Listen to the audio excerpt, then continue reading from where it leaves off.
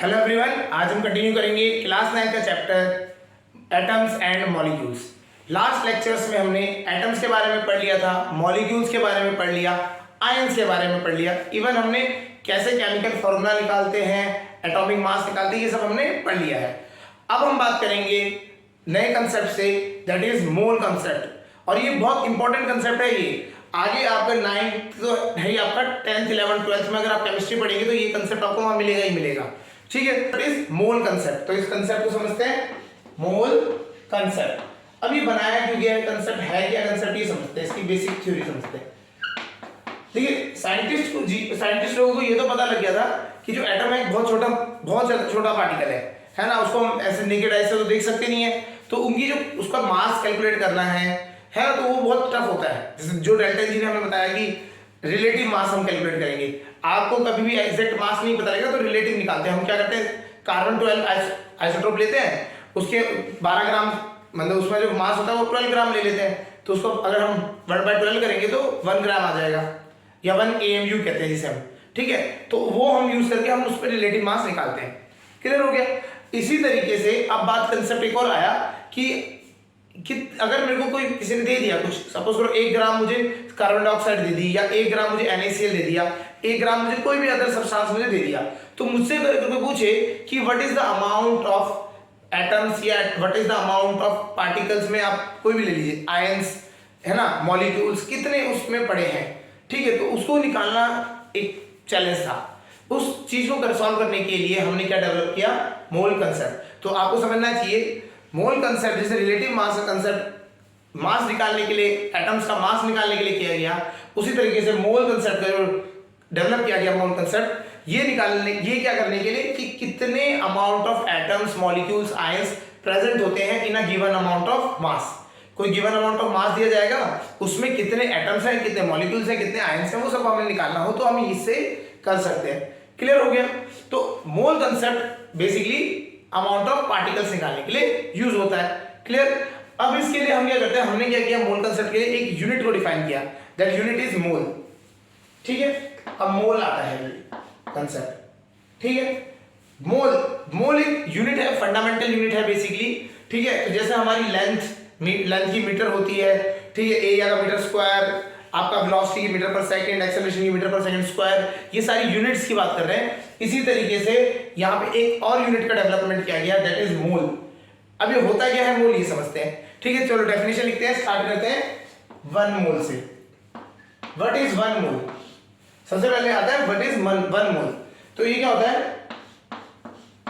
It is amount of substance या फिर amount of particles कह लेते हैं। It is amount of particles. अब पार्टिकल्स में भी यहाँ पे कौन से पार्टिकल्स की हम बात कर रहे हैं, जनरली एटम्स, छोटे पार्टिकल्स की बात हो रही है यहाँ पे, एटम्स हो गए, मॉलिक्यूल्स हो गए और ions.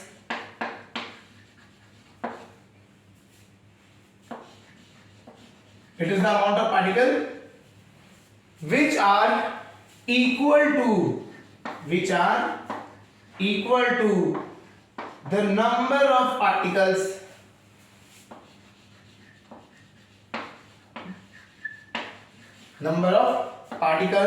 present in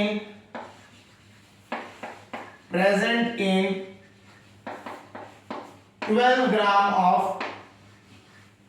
C12 isotope, carbon 12 isotope में। देखिए वही 12 ग्राम C12 आइसोटोप को हम बात कर रहे हैं, वही जो हमारा स्टैंडर्ड था मास निकालने के लिए, वही यहाँ पे भी यूज किया गया। ये क्या कहता है कि एक मोल, उस एक मोल में जो अमाउंट ऑफ पार्टिकल्स है या एटम्स, मॉलिक्यूल जो हम वो बात कर रहे हैं, वो किसके बराबर है, वो हमेशा एक 12 ग्राम अगर आप ले लें C12 आइसोटोप को, उसमें जितने पार्टिकल्स होते हैं उसके ये बराबर होता है। समझ आया? 12 ग्राम C12 आइसोटोप में जितने पार्टिकल्स पाए जाते हैं वो पार्टिकल्स हमेशा कितने होंगे, 1 मोल के बराबर होंगे। क्लियर हो गया।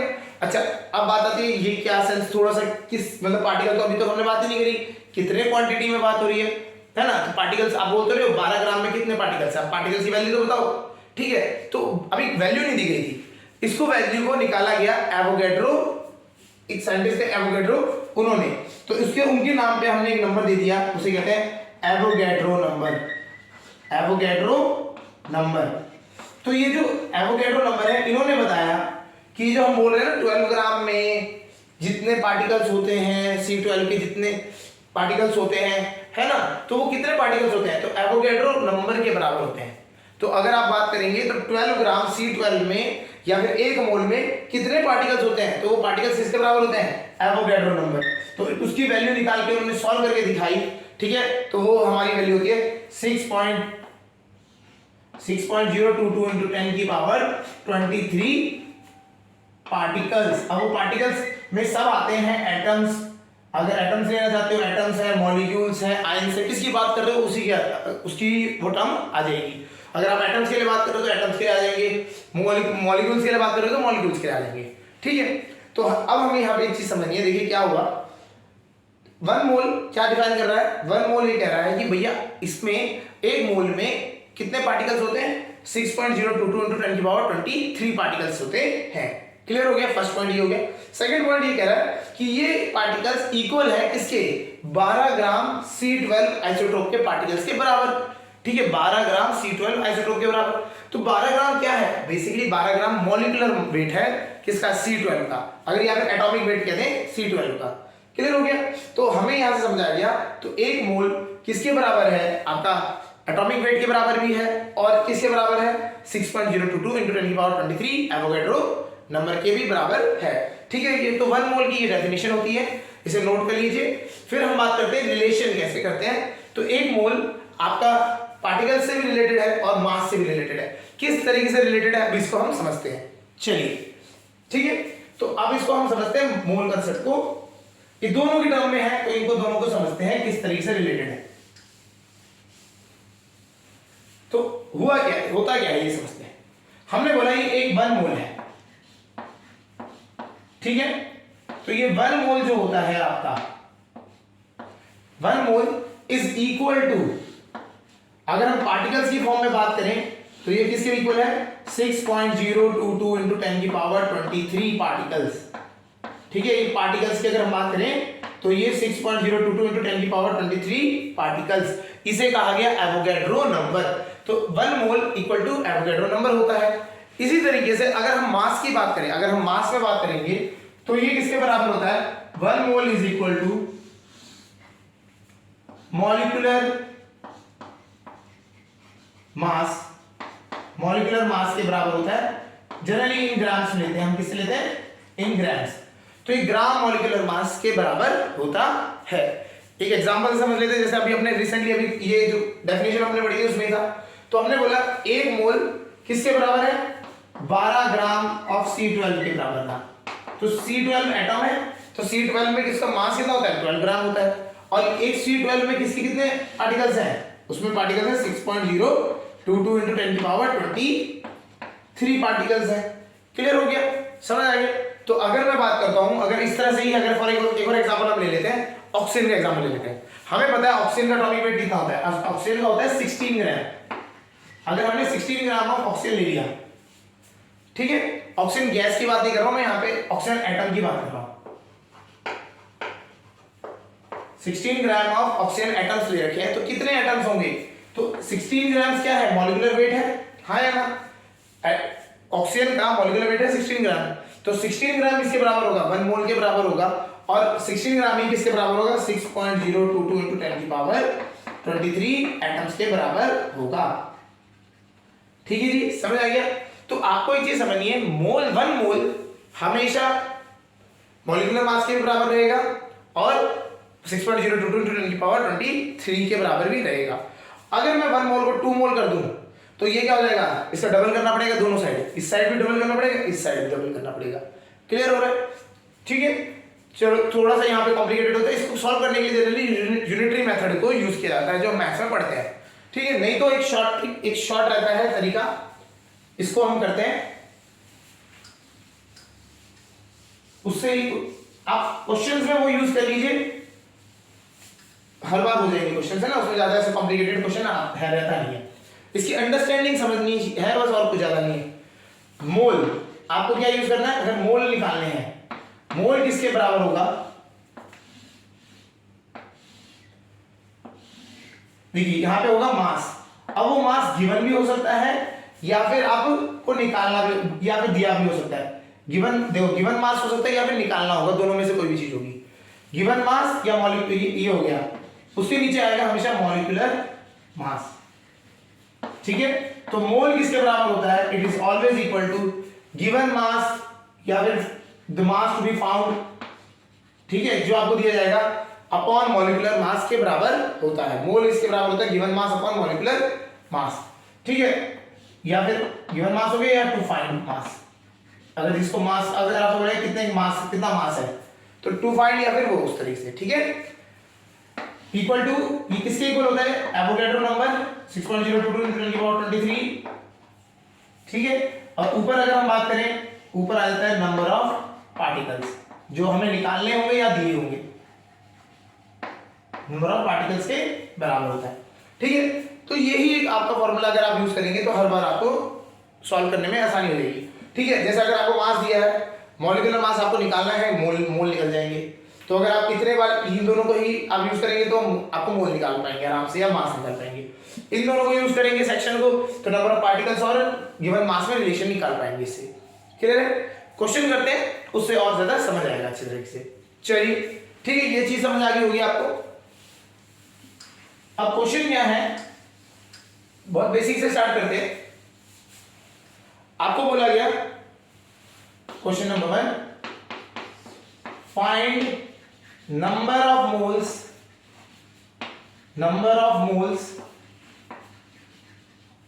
present in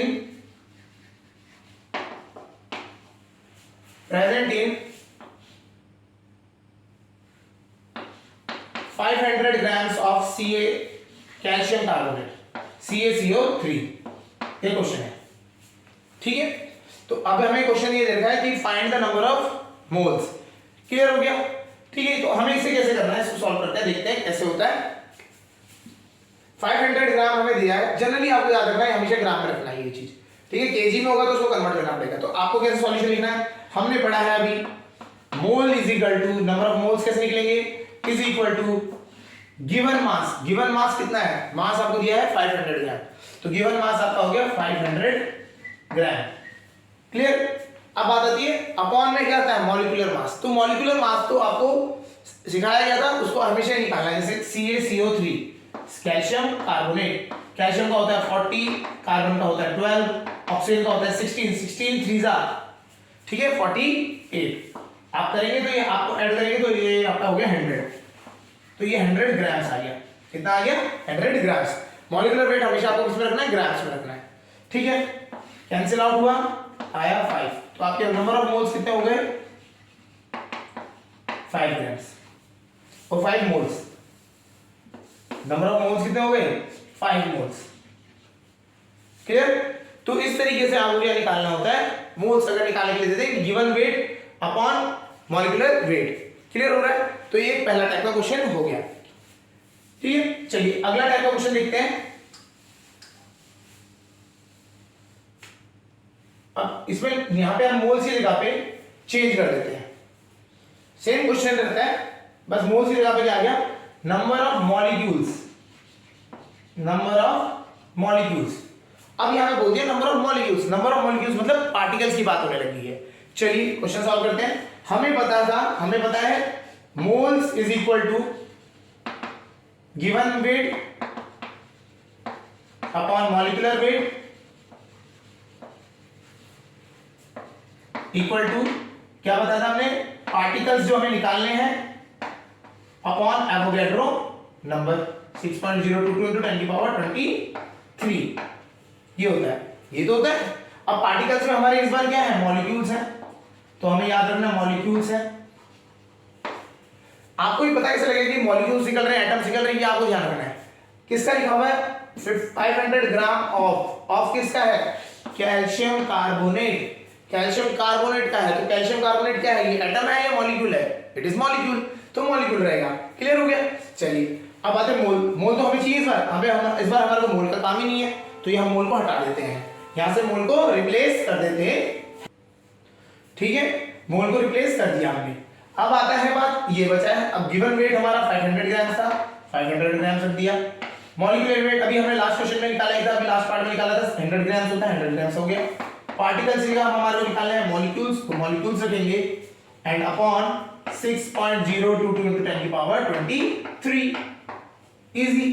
ठीक है, अब इसको कैंसिल करेंगे, 5 बचेगा, इसको मल्टीप्लाई में आ जाएगा, तो 6.022 into 10 की पावर 23 into 5, अगर आप जैसे करेंगे तो ये आपका आंसर आ जाएगा। ये तो हमारे मॉलिक्यूल्स हैं, यही है हमारे मॉलिक्यूल्स, तो इसको मल्टीप्लाई कर देते हैं, 0 1 10 11 हो जाएगा, 6 आ जाएगा 30, 30 into 10 की पावर 23 मॉलिक्यूल्स, 3011 into 10 की पावर 23 मॉलिक्यूल्स, या फिर हम कहते हैं 3.011 into 10 की पावर 24। ठीक है, तो ये पॉइंट आप सेट कर लें, साइंटिफिक फॉर्म में आए, आपको कन्वर्ट करना आना चाहिए। क्लियर हो गया? तो इस तरीके से आप क्या निकाल सकते हैं, मॉलिक्यूल्स निकाल सकते हैं। क्लियर हो गया? वो अगर आपको मोल्स निकालने हैं और आपसे बोला गया पार्टिकल निकालने हैं, तो आप ये दो वाली लास्ट वाली दो इक्वेशंस को यूज करेंगे, है ना। और अगर आपको मोल्स निकालने थे तो आपने पहली वाली दूसरी वाली निकालनी यूज करनी पड़ेगी। क्लियर हो रहा है? एक और क्वेश्चन, एक दो क्वेश्चन और देखते हैं, इस बार चेंज करते हैं।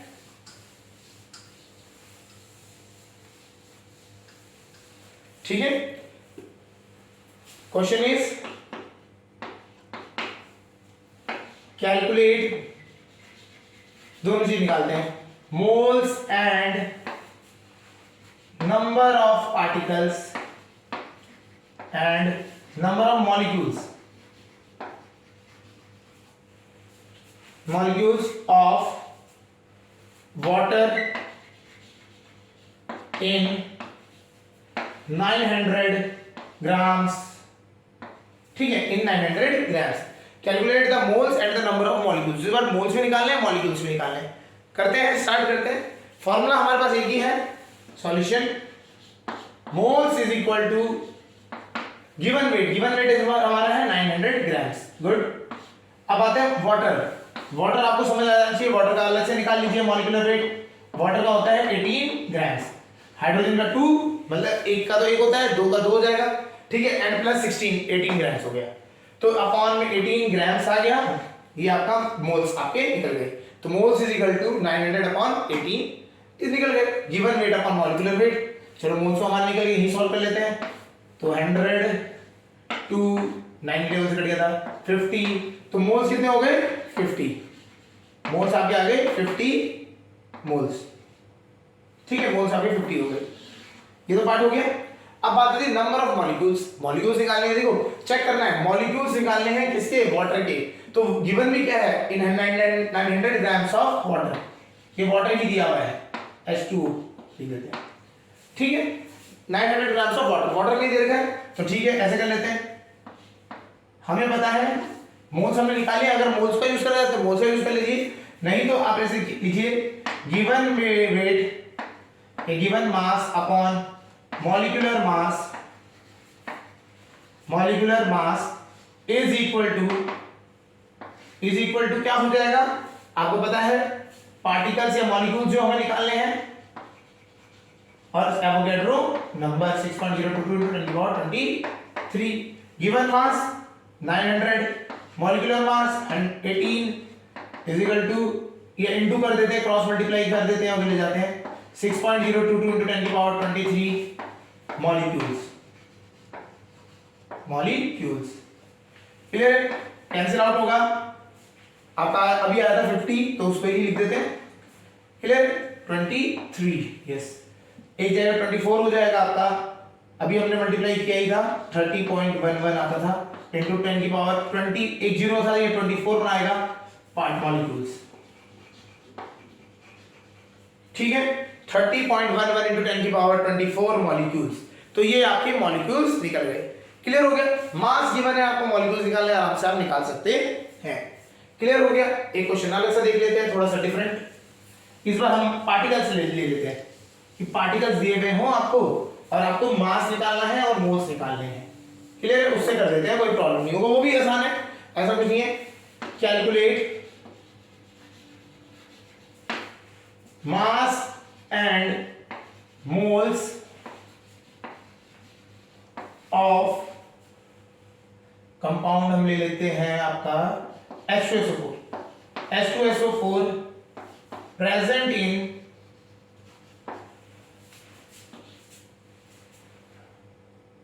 Calculate mass and moles of H2SO4 containing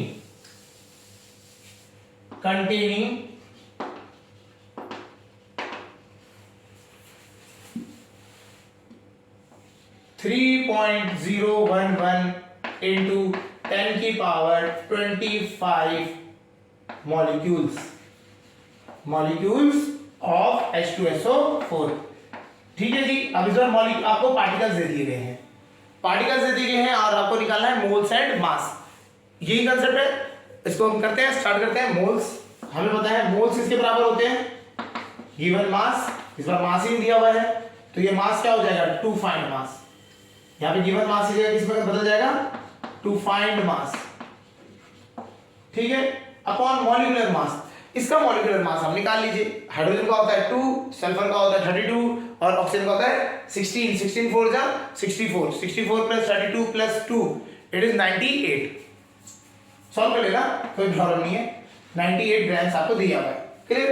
अब आ जाइए, पार्टिकल्स गिवन है इस बार 33.0 इंटू 10 की पावर कितना हो गया, 6.022 इंटू 10 की पावर 23। चलिए अब इसको कैंसिल आउट करते हैं। ये कटेगा इससे, ये आ गया 2, 23 से कटेगा आपका, ये 10 की पावर 2 बच जाएगा तो 100/250। अगर हम ये पूरा कैंसिल आउट ही कर दें तो यहाँ पे बचा 50। क्लियर, 50 बचा। तो आपको क्या निकालना है, मोल्स। देखो मोल्स तो आपको सीधा निकल गए, मोल्स इक्वल टू 50, तो आगे मोल्स तो सीधे ही निकल गए। Moles equal to 50 moles. Mass निकालना है, मास आ गया 98, वहां जाके मल्टीप्लाई हो जाएगा 50 से। 98 इंटू 50 0 8 5 40 4 4 9 जा 5 9 5 जा 45 45 प्लस 4 49। ये है ग्राम्स। किस में आ गया, ग्राम्स। और ये 1000 से ज्यादा जा रहा है तो इसको हम केजी में कर सकते हैं। 4.9 kgs ऑफ H2SO4। क्लियर हो गया। तो इस तरीके से आप, अगर आपको पार्टिकल्स गिवन है तो उससे आप मास निकाल सकते हैं, मोल्स निकाल सकते हैं। मास गिवन है, मोल्स और पार्टिकल्स निकाल सकते हैं। अगर मोल गिवन है तो उससे तो आप निकाल ही सकते हैं मास और यही फॉर्मूला है जो आपको जनरली यूज करना है। क्लियर हो गया। अच्छा, अब एक टाइप का क्वेश्चन आता है थोड़ा सा जिसमें एटॉमिसिटी का कंसेप्ट जुड़ जाता है। क्या है उसमें हम समझते हैं। एक क्वेश्चन लिख लेते हैं।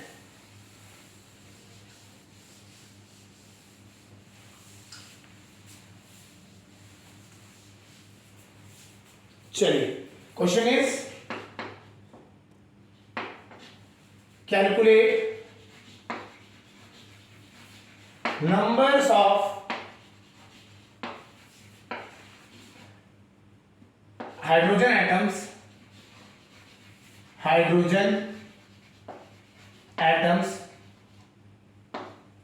present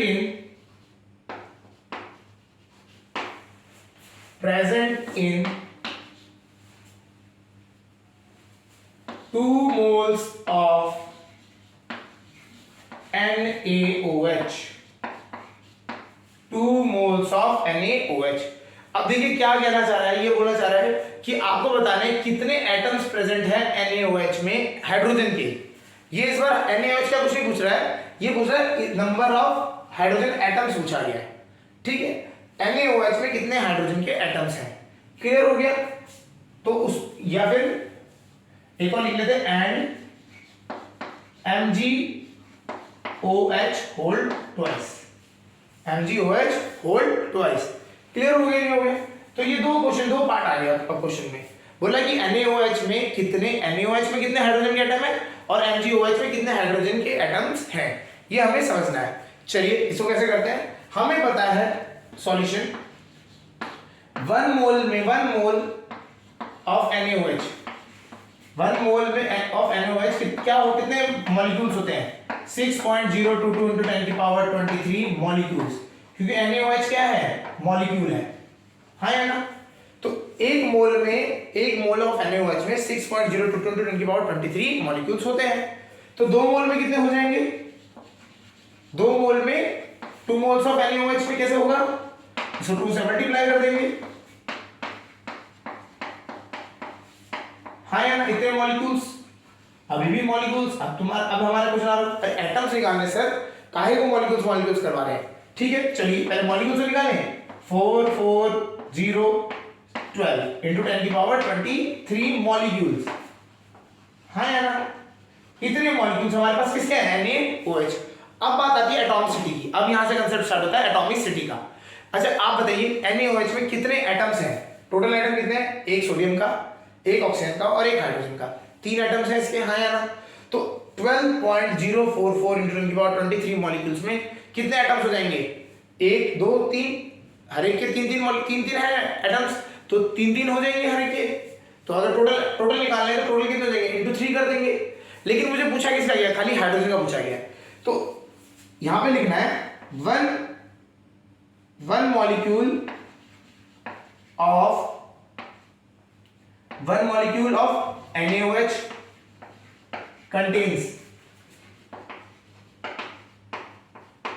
1 atom of H2 of H, hydrogen के एक एटम रखता है, एक मॉलिक्यूल NaOH का कितना रखता है, 1 एटम।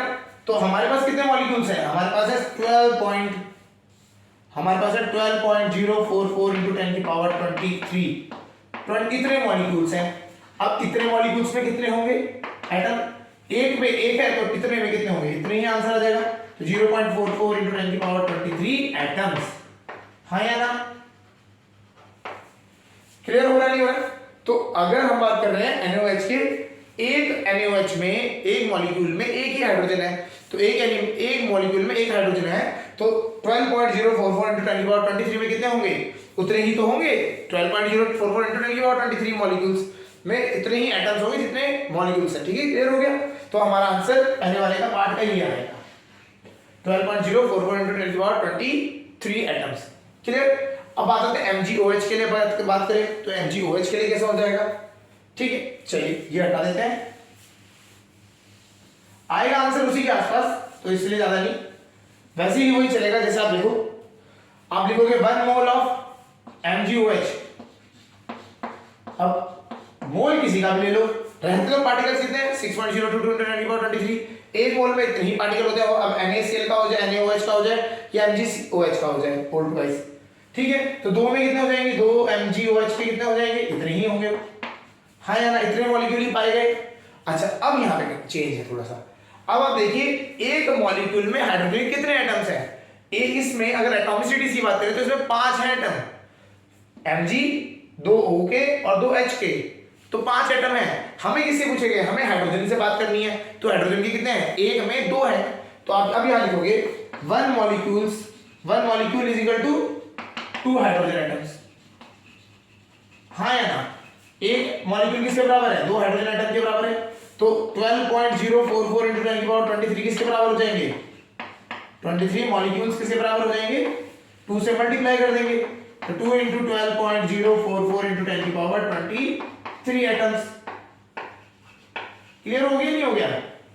तो इसको मल्टीप्लाई करेंगे 880.42 इंटू 23 एटम्स, इतने सारे एटम्स आपके होंगे, क्लियर हो गया।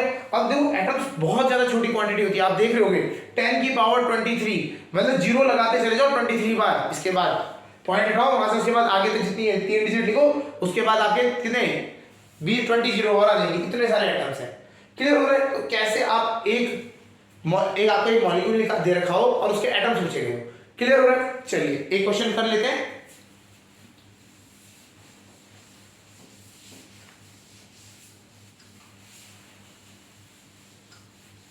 थोड़ा सा कॉम्प्लिकेटेड कर देते हैं क्वेश्चन को।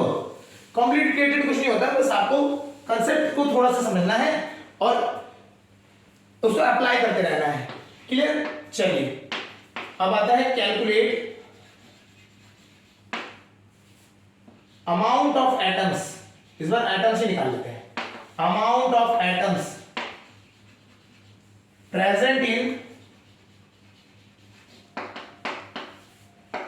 9 grams ऑफ H2O, वाटर में 9 ग्राम्स हमने वाटर ले लिया उसमें कितने एटम्स हैं ये बताने हैं। क्लियर हो गया। अच्छा अब थोड़ा सा आप देखो, यहाँ पे सिंपल है, हमें क्या दिया है, मास दिया हुआ है। जब भी एटम्स की बात करें तो हमें हमेशा जाना पड़ेगा मोल्स निकालने के लिए। तो पहले हमें मोल्स निकालना है, डायरेक्ट क्वेश्चन नहीं है ये, पहले आपको मोल्स निकालना है। चलिए करते हैं सॉल्यूशन। ठीक है, तो हमें पता है गिवन, अब हमें जब भी हमें मास दिया जाएगा तो हमें तो याद आ जाना चाहिए, एक फॉर्मूला है, moles is equal to given mass upon molecular mass. हाँ या ना, यही तो है। क्लियर। चलिए गिवन मास है हमारा 9 ग्राम्स, मॉलिक्यूलर मास आपको वाटर का पता होना चाहिए, निकाल लेंगे 18 ग्राम्स। ठीक है, तो मोल्स कितने आ गए आपके पास, 1/2 मोल्स, 1/2 मोल्स। हमारे आगे हाफ मोल्स, आधे मोल्स है। अब आधा मोल्स मतलब ये नहीं आधा एटम कटा हुआ है, मोल्स की क्वांटिटी में आधे हैं। ठीक है, ये ऐसा आ सकता है मोल्स। किसी को एक दिन बोलेगी नहीं हाफ आ गया, 1/3 आ गया, 1/4 आ गया, तो ये तो गलत हो गया। नहीं, ऐसा कुछ नहीं है। ये जो टोटल क्वांटिटी है, एटम्स नहीं काटे गए हैं, एटम्स तो बहुत सारे हैं, 10⁻23 तक जाते हैं, 6.022, उसका खाली 2/3 करना है, या उसका क्या करना है, 1/2 करना है। क्लियर। तो मोल्स हमारे निकल गए 1/2 मोल्स है हमारे पास। क्लियर हो गया। तो हमें पता है एक मोल में, हम पहले वही लिखेंगे जैसे हमने बात करी थी, एक मोल में कितने पार्टिकल्स होते हैं, 1 मोल ऑफ H2O में कितने पार्टिकल्स होते हैं, 6.022 × 10⁻23 मॉलिक्यूल्स होते हैं। कितने मॉलिक्यूल्स होते हैं, कितने मॉलिक्यूल्स होते हैं, क्योंकि हम बात कर रहे हैं वाटर की, तो वाटर के लिए क्या होता है, वाटर एक मॉलिक्यूल है तो मॉलिक्यूल आएगा। क्लियर है। अगर यहाँ एटम होता तो एटम आता, अगर मॉलिक्यूल है तो मॉलिक्यूल आएगा, ये ध्यान रखना है हमें। जैसे हमने H2O की बात कर रहे हैं, क्या दिया हुआ था, 1 मोल का, हमें मोल्स किससे निकले हैं, वाटर के निकले ना, H2O के। ये जो मॉलिक्यूलर मास रखा है हमने वाटर का रखा है। ठीक है, तो इसलिए हमारा ये मोल मॉलिक्यूल्स में आएगा। एक मोल में इतने होते हैं, हमारे पास कितने मोल है, हाफ मोल है, half mole of water. Half mole of water में कितना हो जाएगा, हाफ से मल्टीप्लाई कर देंगे, कितने मोल, कितने हो गए आपके क्या, मॉलिक्यूल्स। क्लियर। तो इसको आप सॉल्व करेंगे तो 3.011 × 10⁻23 मॉलिक्यूल्स, इतने आपके मॉलिक्यूल्स हैं। ठीक है, एक 1 इतने हमारे पास मॉलिक्यूल्स हैं वाटर के, कोई डाउट, इतना तो हमें पता है। अब उसके बाद आती है बात, जब हमें मॉलिक्यूल्स पता लग गए, हाफ मोल में इतने मॉलिक्यूल्स हैं, है ना, और अब बात करनी है हमें एटम्स निकालना है, हमें इस बार एटम्स की बात करनी है ना। तो आप देख रहे हैं एक H2O में एक मॉलिक्यूल, अगर हम बात करें H2O का, उसमें कितने एटम्स है, उसकी एटॉमिसिटी कितनी है, 3 एटॉमिसिटी है। देखिए हाइड्रोजन के 2 मॉलिक्यूल, 2 एटम्स, और एक ऑक्सीजन का हो गया, तो कितने एटम्स है, 3। हमारे पास या ये लिखना है, एक molecule, one molecule of H2O, 1 molecule of H2O में कितने एटम्स होते हैं, 3 एटम्स। अब हमारे पास टोटल कितने हैं, हमारे पास है 11 × 10⁻23 मॉलिक्यूल्स। इतने मॉलिक्यूल्स हैं तो क्या हो जाएगा, 3 से मल्टीप्लाई कर दो, तो आपके पास इस बार एटम्स कितने आ जाएंगे, इतने एटम्स आ गए। तो आपका जो एटम है वो है आपका 9 होगा, 9.033 × 10⁻23 एटम्स। ठीक है, इन एटम्स में हाइड्रोजन के भी एटम है और ऑक्सीजन के भी एटम इंक्लूडेड है। क्लियर हो गया, कंसेप्ट समझ आ गया होगा। हमें ये फॉर्मूला पता होना चाहिए, पार्टिकल्स को रिलेशन कैसे निकालना है। आपको मास दिया होगा या पार्टिकल्स दिए होंगे, तो उससे मोल्स कैसे निकालने हैं वो आपको पता होना चाहिए। अगर आपको मॉलिक्यूल्स में एटम पूछेगा या निकालने के लिए, तो सबसे पहले आप मोल निकालेंगे, मोल को रिलेट करेंगे मॉलिक्यूल्स के साथ, फिर मॉलिक्यूल्स से आप बोलेंगे एक मॉलिक्यूल में इतने एटम होते हैं तो एक इसमें इतने एटम होंगे, उसके हिसाब से मल्टीप्लाई, यूनिटरी मेथड। एक जैसे हमने किया था, याद है बचपन में हम करते थे मैथ्स में कि आप 10 एप्पल का रेट 100 रुपीज है, तो एक एप्पल का रेट क्या हो जाएगा, 100/10। उस तरीके से आप यूनिटरी मेथड यहाँ पे लगाते हैं। क्लियर हो गया। तो ये आपका लास्ट टॉपिक था, that was mole concept. Clear हो रहा होगा। चलिए इसकी प्रैक्टिस कीजिए, क्योंकि ये मैथमेटिकल पार्ट है और ये प्रैक्टिस से ही आता है, तो इसके आप जितने क्वेश्चंस करें तो उतना अच्छा है। क्लियर। तो हमारा ये चैप्टर में हमने atoms, molecules, ions, chemical formulas, atomic masses, ये सारा और इवन मोल कंसेप्ट हमारा क्लियर हो गया। तो that's all for this chapter. Okay.